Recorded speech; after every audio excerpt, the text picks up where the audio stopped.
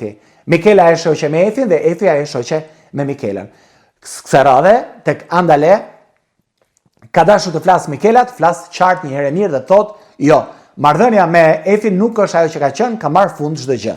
Ka marrë fund çdo gjë dhe kujtimi i fundit që kishte Mikela është pikërisht jashtë Tazanis, thotë, ky është versioni gjithmonë i Mikelës, thotë kam një kujtim të keq, një kujtim që nuk do harroj kurrë sepse është një kujtim që ka ndodhur gjatë Shtatzanis.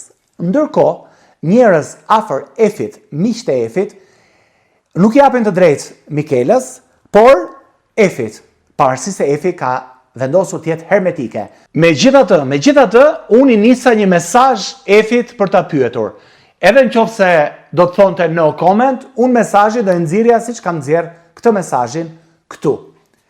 Mesazhi i Efit ishte shumë i prerë. Ishte i ftohtë, ishte largues, por nga ana tjetër, pash që aty kishte një lloj emocioni. Pavarësisht se ishte një emocion acid. Dhe thonte as nuk më intereson fare, as e kam parë, as duhet ta shoh. I referohej intervistës dhe deklaratës të Mikela Pupës dhënë pra në emisionin Andale për YouTube-in. Dhe më pas, jo vetëm kaq, pra as më intereson fare, as e kam parë dhe as do e shoh. I bie që edhe në rrjetet sociale, që ai emision ka dalë kudo, Efit nuk i ka dalë asgjë.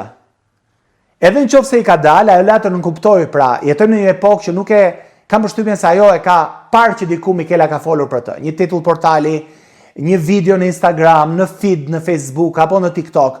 Por ajo tha nuk më intereson fare, as e kam parë, as do e shoh. Pra dhe nëse më del reklama apo më del një intervistë e shkurtër, një pjesë e shkurtër e intervistës në rrjetet sociale, ajo i ka dhënë fjalën vetes, me sa kuptohet nga mesazhi, që nuk ka ndërmend t'i shkoj më thellë dhe ta shikoj intervistën e plot.